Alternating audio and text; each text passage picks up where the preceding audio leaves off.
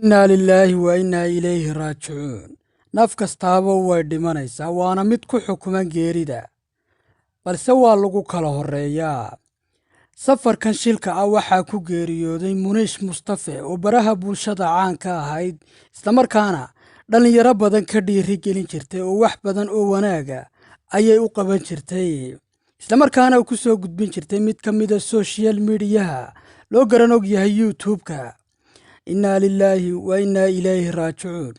Safarkan shilka ah waxaa ku geeriyooday 6 qof oo ay ka mid ahayd Muniish Mustafe. Ujeedka safarkan ayaa ahaa mid ay daaranaayeen dalxiis ahaan, balse ay ka ambabaxeen dhallinyaradan oo isugu jiray qaar yuutuubara iyo qaar tiktokleya.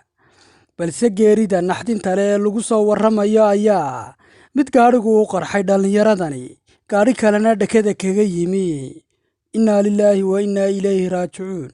Waxaannu dhambaal taxsi tiiraanya leh hawada u marinaynaa dhammaan qoyskii, qaraabadii iyo ehelkii ay ka geeriyootay Muniish Mustafe oo ka mid ahayd dhallinyarada caanka ka ah social mediyaha. Muniish waxay ahayd iftiin u baxaya bulshada Soomaalida. Dhammaanba dhallinyarada ku geeriyootay Allah ha u naxariistee, inta ku dhaawacantayna Rabbi ha u boogodhayo.